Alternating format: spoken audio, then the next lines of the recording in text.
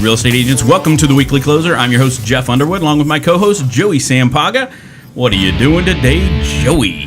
I am excited and scared at the same time because I got to watch what I say. Yeah, our guest. We have a special guest with us that we need to be careful. Especially you.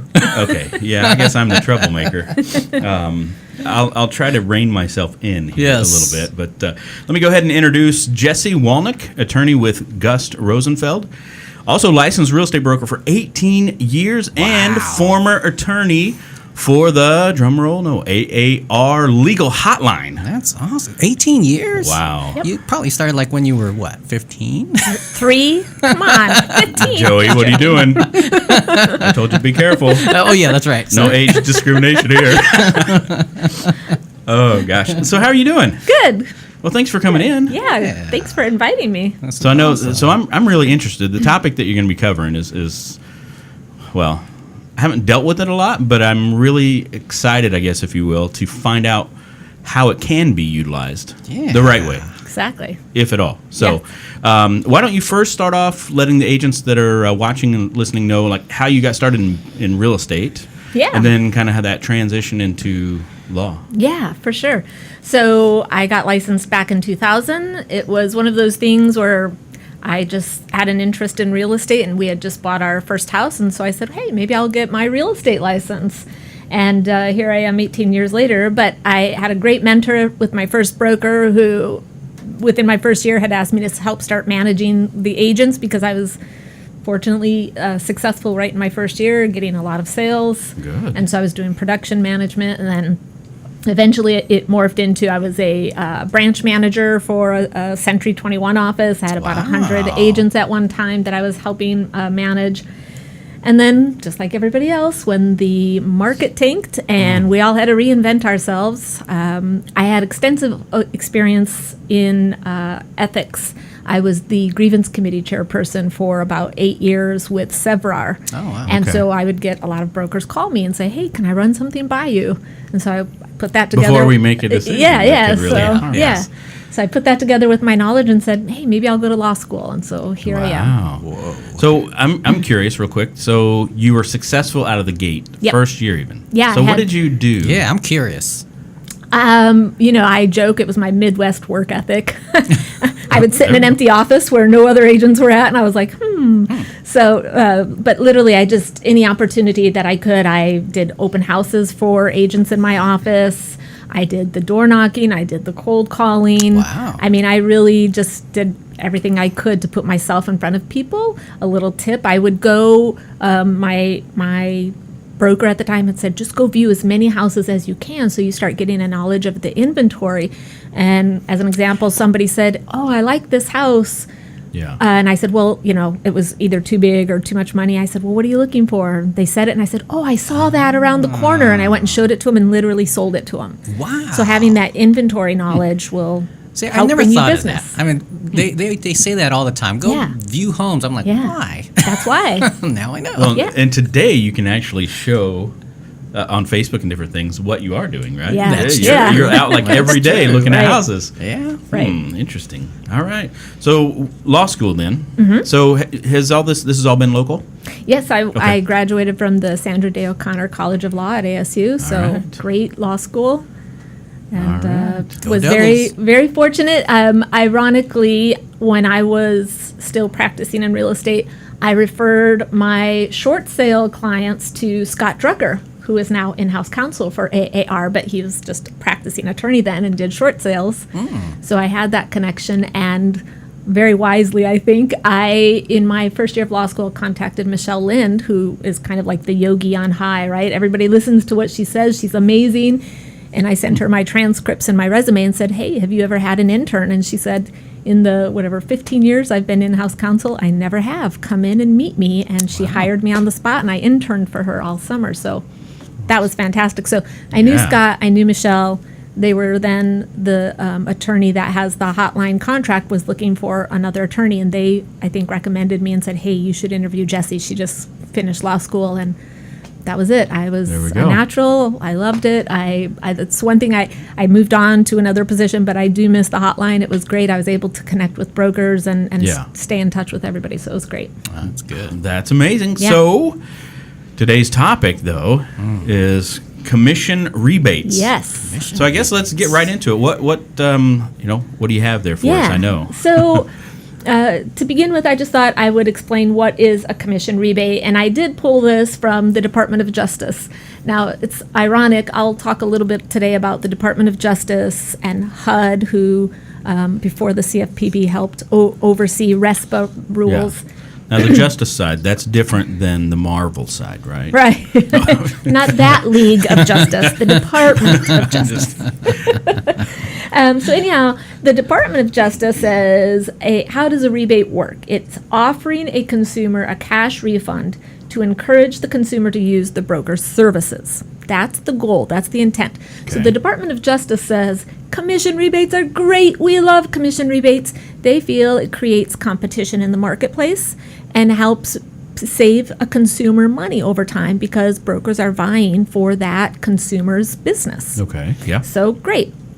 Now, where the Department of Justice goes a little awry is what they explain on their website on commission rebates totally does not jive what HUD and the RESPA rules and our own Department of Real Estate says is okay. So I kind of say ignore them after that because they just have some bad advice, I think, on their website. Really? Yeah. I mean, they talk about cash refunds to a consumer, and we just can't do that. We know that. We can't give cash back after closing, right? Yeah. So Department of Justice, just ignore most of it. But the general idea is they encourage brokers to give a commission rebate. Now, most states allow a commission rebate. Arizona is a commission rebate state.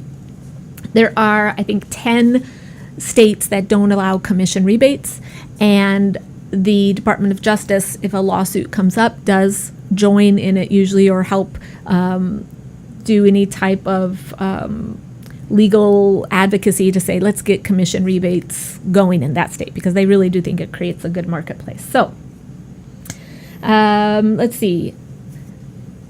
I did want to add from the Department of Justice website, they said, how do rebate bans harm consumers? And that's an idea that I thought was important. Rebate bans artificially inflate the cost of real estate services. Consumers are forced to pay thousands of dollars. I thought that was interesting language. Consumers are forced to pay thousands of dollars more to buy a home than they would if rebates were allowed.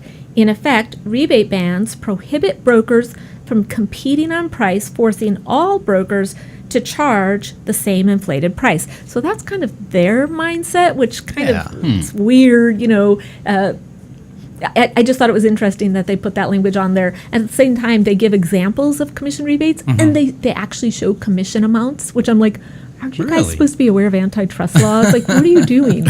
So it's weird, but it does give a lot of good information just to help give you an idea of what a commission rebate is. So from there, let's go more into what we really can do. And I start off with, now I say HUD, again, the CFPB is currently the Consumer Protection Bureau is currently the one who oversees RESPA, et cetera. But most things that are published out there still say HUD because that used to be the agency that oversaw it. Sure. So I'm going to say HUD. So HUD's position was, and they have it on their website also, they have like a question answer. So a lot of people will say, well, how can somebody give a commission rebate to a consumer? Isn't that a RESPA violation? Aren't we prohibited from giving money as an incentive or a kickback in exchange for a business or a referral, right? Yeah. Yeah, that seems like what we were taught in real estate school, isn't it? All right, so HUD's position says, question, may a real estate agent rebate a portion of the agent's commission to the borrower? And if so, how should the rebate be listed on the settlement statement? HUD's answer, yes, real estate agents may rebate a portion of the agent's commission to the borrower in a real estate transaction. The rebate must be listed as a credit on the closing disclosure or settlement statement, and the name of the party giving the credit must be identified. Real estate agent or broker commission rebates to borrowers do not violate Section 8 of RESPA as long as no part of the commission rebate is tied to a referral. So as an example, There's a good article on AAR's website, right? Okay. And for those of you who haven't utilized it, you don't have to be a licensed broker to read the legal hotline archives, right? So you mentioned I used to be an attorney on the legal hotline. Only designated brokers could call us and ask us questions. But we wrote articles every month, or every quarter, I should say, for AAR, and then they would put them on their website, and they have them archived.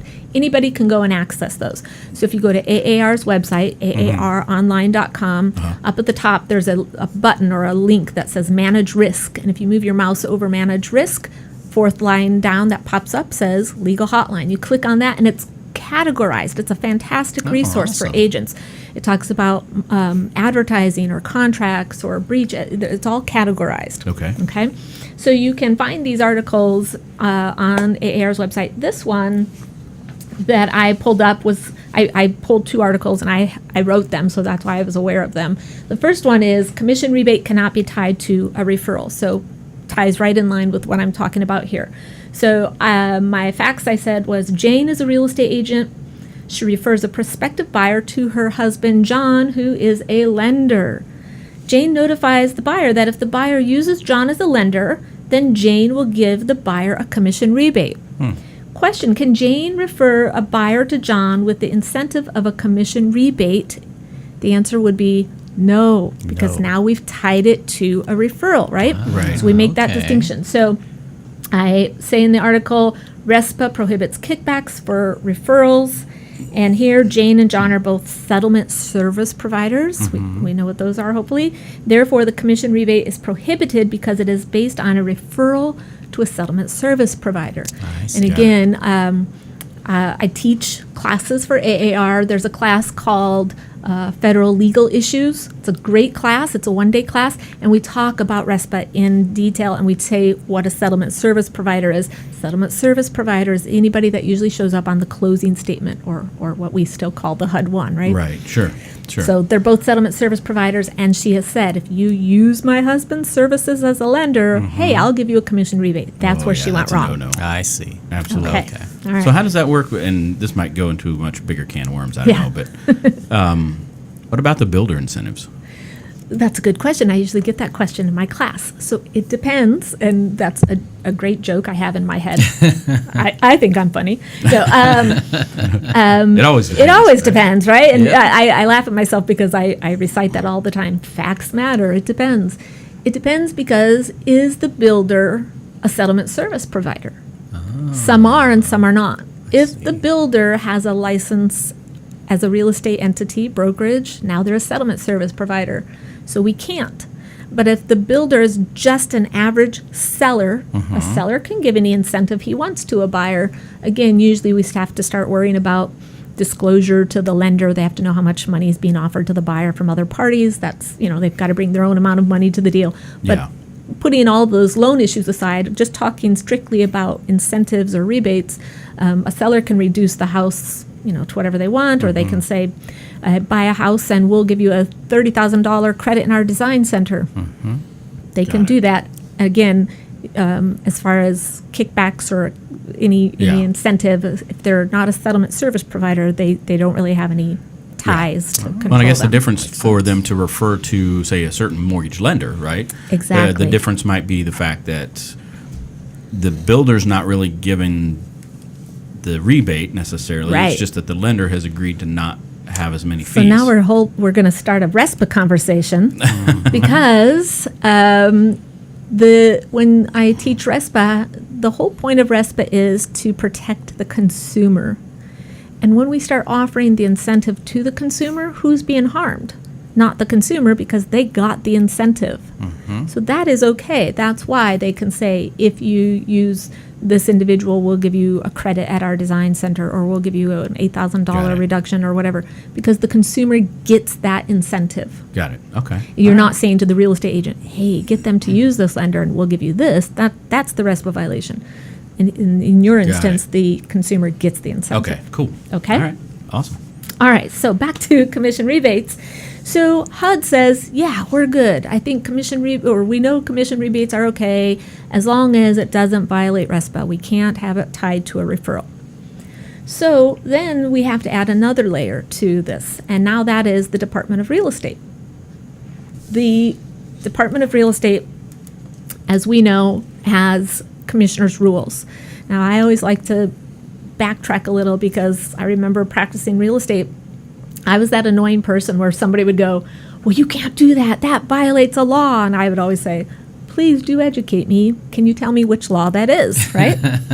I was just asking to become a lawyer, apparently.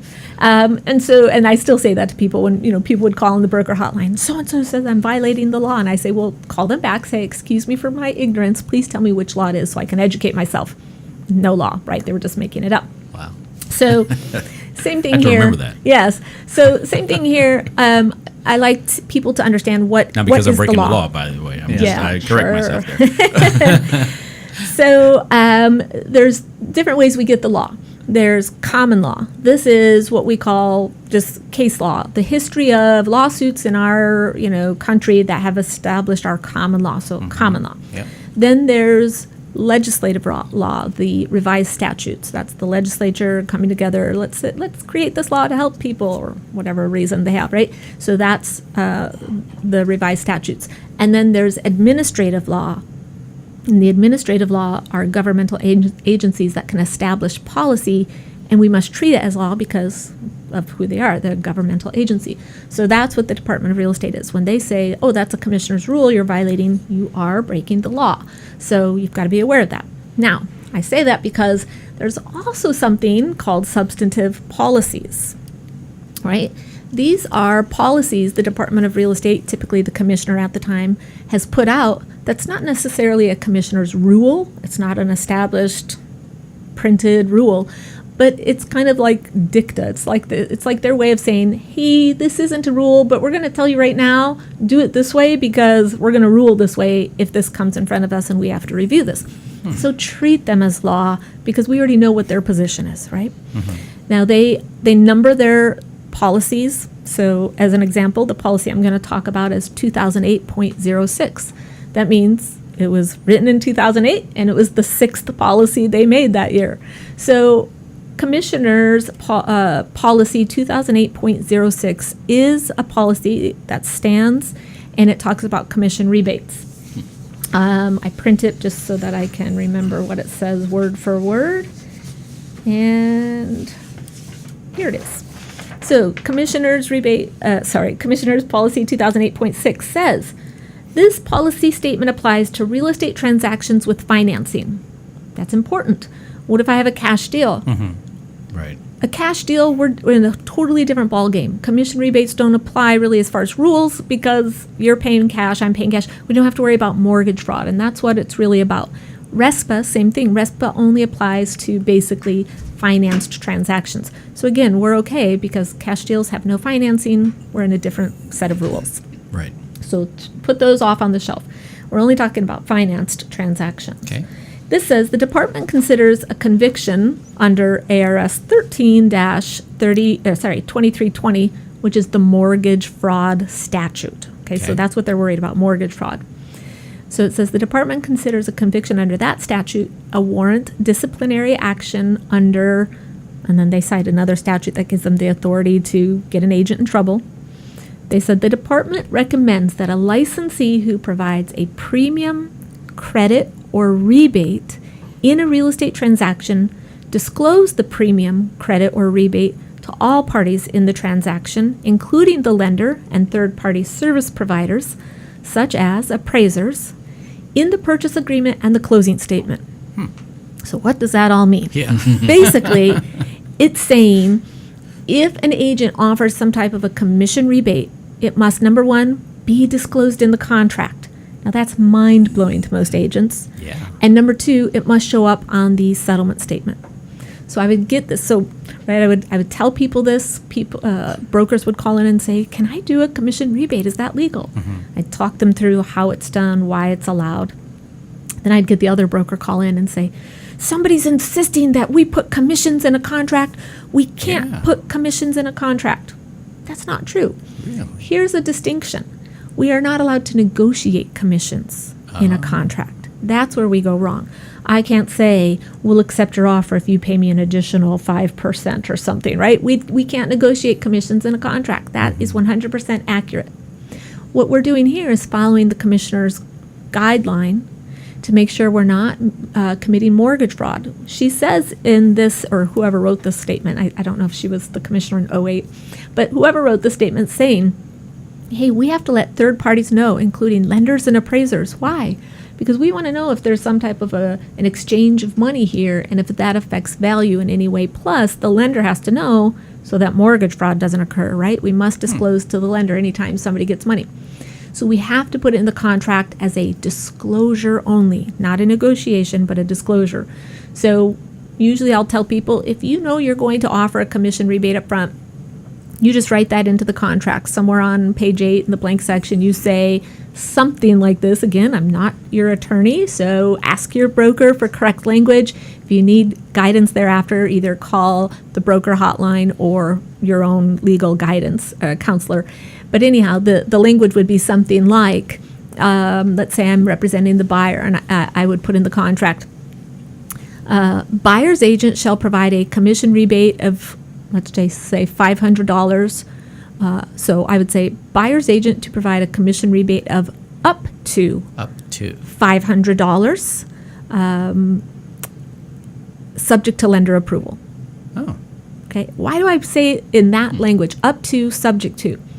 Because there are going to be instances when somebody's not doing their math right, or maybe they're not aware of it, and the buyer's already tapped out. They've taken all the funds they can get, either seller giving a credit or lender giving a credit, and now let's say they're doing an FHA loan, and FHA says you've got to get your 3.75% in, so buyer can't get any more cash. The lender's going to see that $500 credit on the statement and say, hey, you can't give them that. Lender saying they're tapped out, they've got to have their own funds in now. What is your buyer going to say after closing?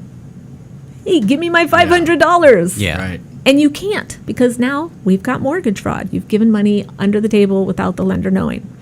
So you've got to say up to, because what if the lender says, hey, they're tapped out, they can take 3, but that's it. Okay, I'll give you $300. So when you're offering that commission rebate, you need to have that conversation with your client. Say, hey, I'm able to give you a commission rebate, or I've offered you a commission rebate, whatever the circumstance is.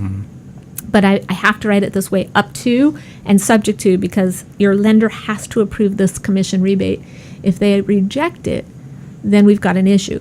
And that can be a problem. I had a broker call me on the hotline once who was just adamant, because he'd listened to me for years, and he's like, we're offering a commission rebate, and the lender is insisting we can't give it.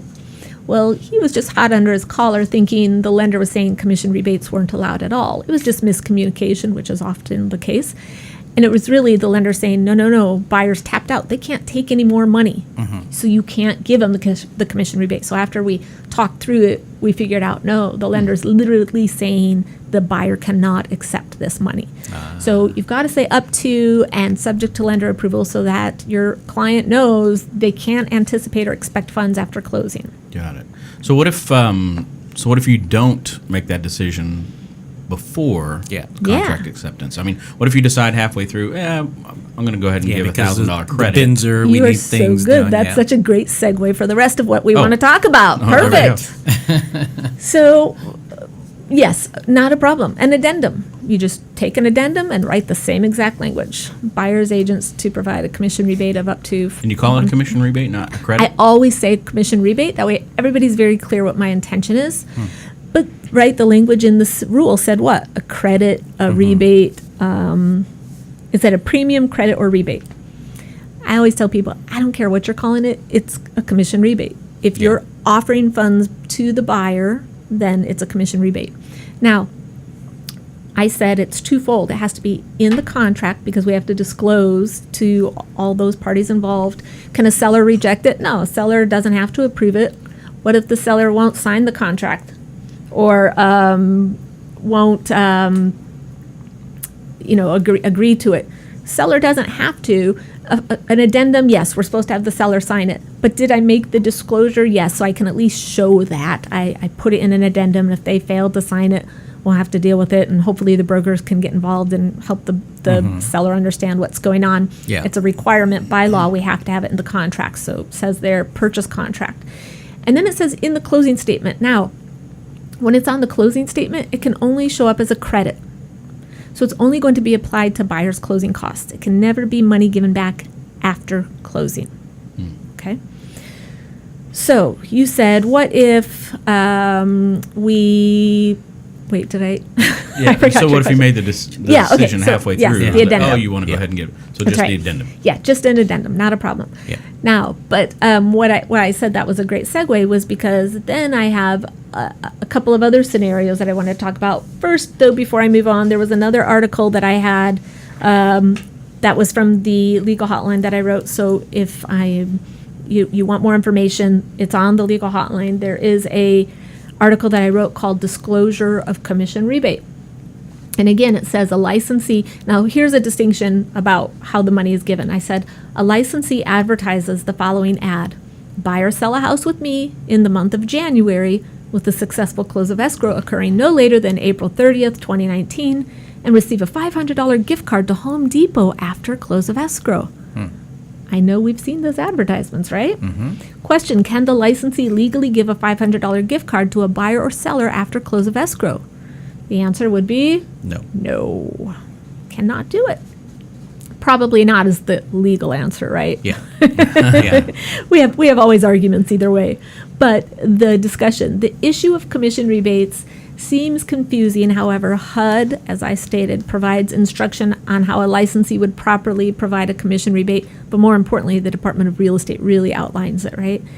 And we talked about has to be disclosed in the contract and show up as a settlement statement entry. It cannot be given after closing. So.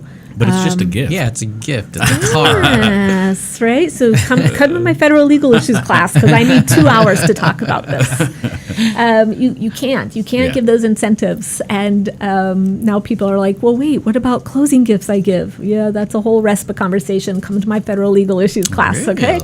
So bottom line is you shouldn't be giving gift cards. I mean, right, if you're giving a congratulatory, it was my pleasure, here's a $25 gift card to Bottle of wine. Olive Garden or bottle of wine, you're fine. Drink it fast before they find out. Yes, No, I'm right? just So a Visa gift card for like $200 won't be That something. could be an issue, right? Yeah, I mean, right? Okay. We know title companies that were slapped with a RESPA violation for giving donuts, right, to a meeting without showing up. So if donuts are a RESPA violation, we assume Well, a I remember $200 gift card. a mortgage guy way back in the early 2000s when I was on the mortgage side. He was, I won't tell a state because you might be able to pull up, but he was actually fined quite a large amount for offering movie tickets. Wow. Basically, it was movie tickets that he would give to his past clients if they referred people That's to it, him. and that's clearly a violation, right? Really? Yeah. Wow. Right. And again, back to if I give you a gift at closing,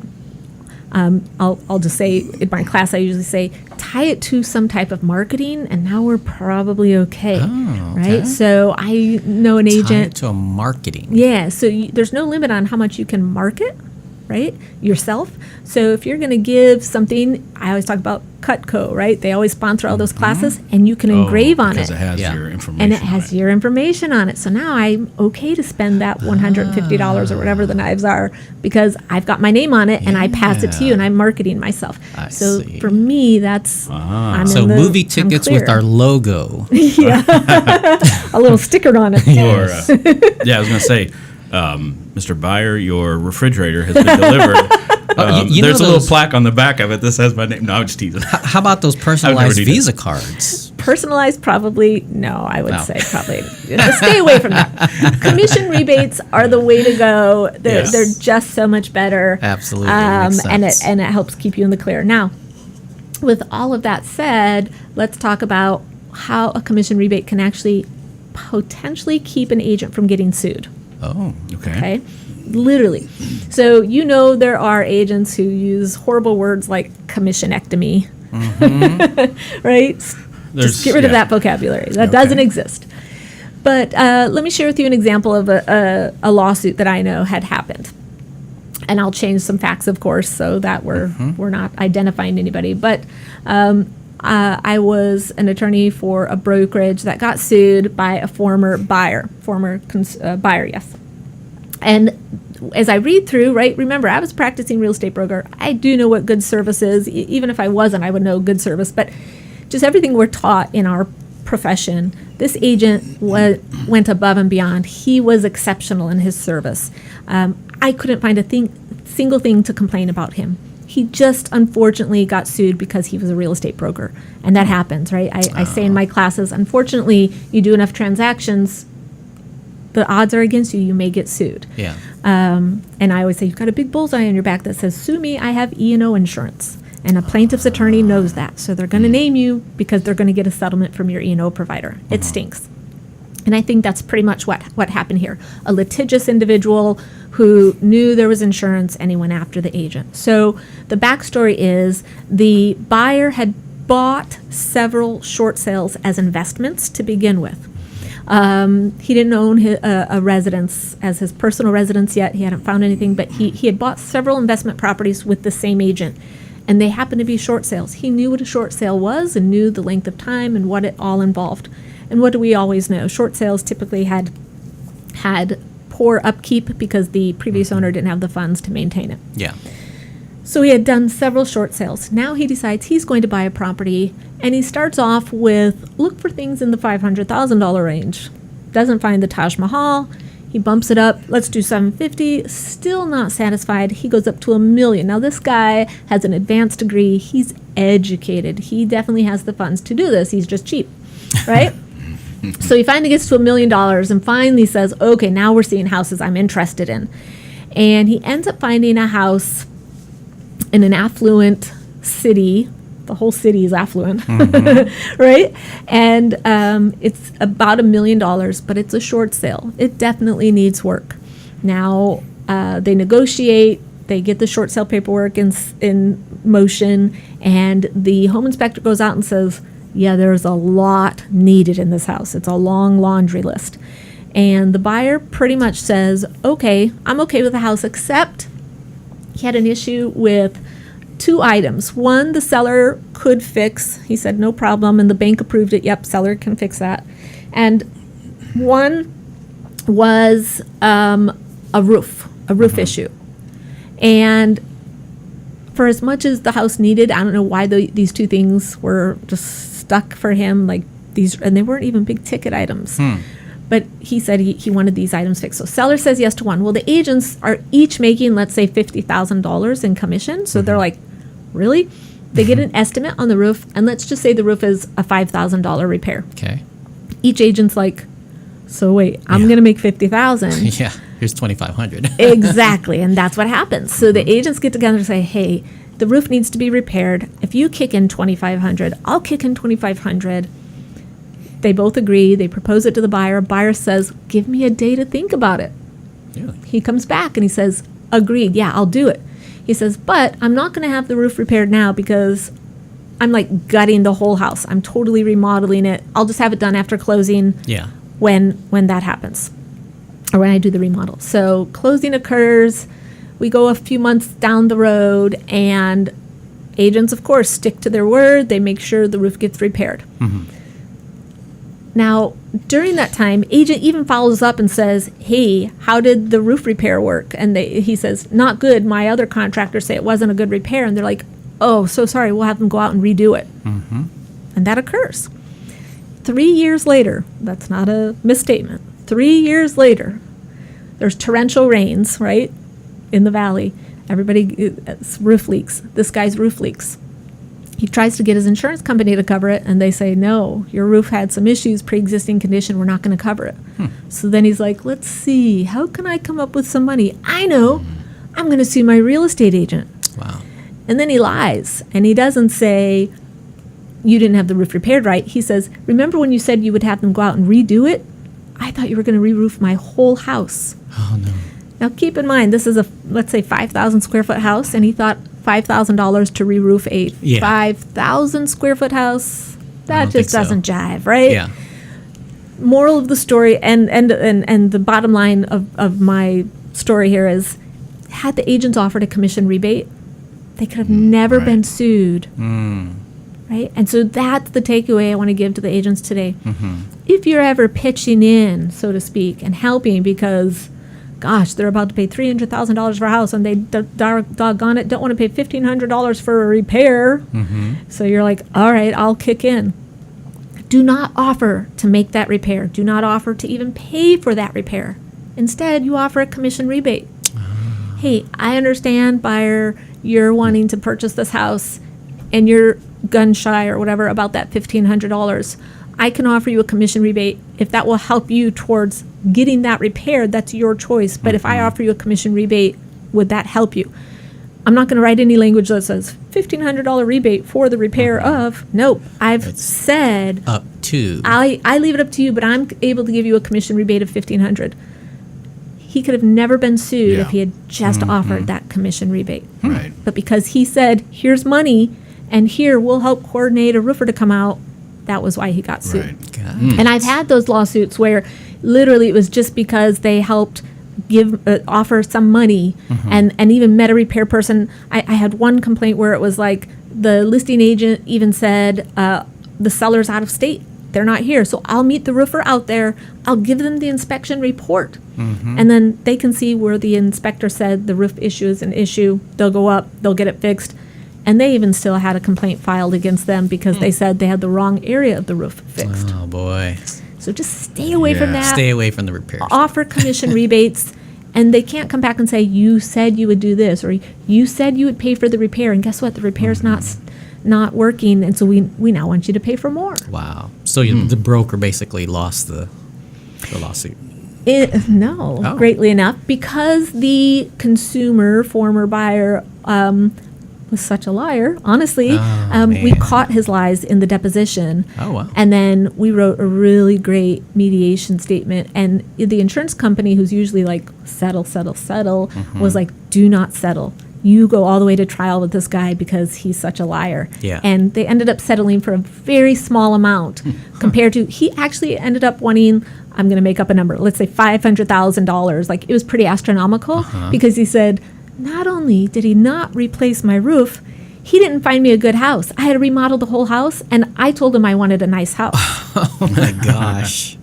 Really? Yeah. A short sale and all that. Yeah, exactly. Exactly. So bottom line, if you use commission rebates, they're actually, I always talk about a shield. How do we put a shield in front of you to help prevent potential liability and lawsuits? And that's what I'm all about, risk management. I mean, that's my practice. I help real estate agents and brokers defend themselves against any type of complaints. And that's one shield that I think is a great tool. From now on, you guys do commission rebates. Has to be disclosed in the contract, can only be a credit on the settlement statement, and you don't tag it for a specific repair. Wow. Okay. Jeff, that is just as good as Captain America's shield. That's good stuff. I'm telling you. It really is. I got it right here. No. That's fun. Awesome. That is. Yeah. So I don't know if you want to share your number or not. You might get flooded with calls. Yeah. If agents that are watching and listening ever want to get in touch with you, how do they do that? Yeah, so my office line is 602-257-7416. Or I always tell people, attorneys actually have rules very much like real estate agents with agency and representation. So I can't just start. Some people will message me on Facebook and say, hey, can I run something by you? And I'm like, I'm so sorry. I'm not being a jerk. Literally, I can't. It's rules I have to follow. Yeah. But I do have a Facebook page, which is my name, Jesi Wolnik, JesiWolnik. And you can follow me on my Facebook page. And what I do, because I do represent so many brokers and licensees in real estate mediation, arbitration, I specialize in audits and stuff. So people, whenever I see an ongoing issue, I'll post helpful articles or tips on my Facebook page. And, sometimes people will have a discussion on my page and I'll chime in. Yeah. So I'm happy to do that. I just can't actually answer an actual legal question unless you retained me. But it's a great resource for brokers You don't and just send them licensees. your link and then they can pick a time. Yeah, and there you go. automatically pay for 30 minutes. There you go. Yeah. Oh gosh, no, that's great. Yeah, we got to thank Wow. Susan Cunningham. Oh yeah, for Susan Cunningham. bringing you here Being because here. this is great information. Yeah, I've known Susan since 2000 when I first got licensed. Yeah. Wow. Yeah. Wow. Yeah, she's we been go back. She was an agent too. She was. Yeah. Well, she had just started, I think, not too long ago in the title world. So she Okay. was a marketing rep back then. So Yeah. Cool. that's how I met her. She's still doing it. Yes, she is. she is. Doing a good job. Yes. So, are you any final things about No, I think that's commissionectomies and all that stuff? I No, I'm think just that's teasing. I know the that. biggest Oh, thing. thanks. Yeah. All right. She's getting a little nervous. Oh, are you going to put on the mask? No. No, that's She's good. like, no. No, we're not. All right. So, are you ready to get in the ring, though? Yes. What? I don't Just know what the some ring is. rapid fire Yeah. questions. Stump the it chump. depends. It depends. Yeah. You can use that as an answer too. That's right. All Well, I right. do. All right. How about what's the best advice that anyone's ever given you? Michelle Lind, bar none. The best advice I got from her when I was interning with her was agents need to realize that a real estate transaction does not have to be confrontational. We are all trying to reach the same goal. So just that conflict that we internally have, like I'm better, you're better, you don't know Yeah, what you're yeah, doing. yeah. I loved that advice that Michelle Lind That's gave me. great It doesn't advice, have to be actually. That is good. confrontational. That is good. Best advice. That's really good. How about a favorite mobile app? Oh. I hope I'm not sounding old school, but I still use all the time an app called Cam Scanner, I have a C-A-M, Cam Scanner. Yeah. Because as I would be on the fly, I would take pictures of the document, turn it into a PDF, and launch That's it to everybody. a great app, And actually. as an example, Mr. Liar, who wanted $500,000, tried to say he didn't read the disclosures and the spuds. And he said his agent didn't have him sign the spuds. So if we'd had Cam Scanner, I could have had him sign it right there, scan it, and give him a copy right there when I'm with him. There we go. How about a book recommendation? Ooh. It can be either fun or real estate, doesn't matter. Okay, my all-time favorite, To Kill a Mockingbird. That's a good one. That is a good one. Yeah. And, final question. We'll have you draw from the mask. Here Are you it ready? is. Yep. Here All it right. is. So I won't make you put it on. But All there. right. This is beautiful. What is that, velvet? Hey, we got a chuckle from that one. Okay. Oh gosh, what is your favorite superhero and why? Oh, there we go. Justice League. Yeah, No. well, it's superficial totally, but I love Iron Man because he's sarcastic. The character by Robert Downey Jr. yeah. and I am 100% sarcastic, so that's my favorite. He's very sarcastic. I love Do you have a that. favorite one-liner from him on any of his? I don't. Okay. All of them. Yeah. Yeah, he's good. He's good. I appreciate you coming in. Yeah, thanks so much It's for been having great. me. Absolutely. Great information. And I'm sure that you're going to get it out to people. They're going to be able to hear this and hopefully stop some people from making some big mistakes. Yeah, Yes. yeah, this will help that shield that will protect you. Commission rebates. Absolutely. And we want to thank, obviously, Security Title. Yes. And Fidelity National Home Warranty. Also, one of the sponsors of the show. And until next time, we will see you later. Protect yourself. Yes. Shield. Shield. Adios. It's awesome.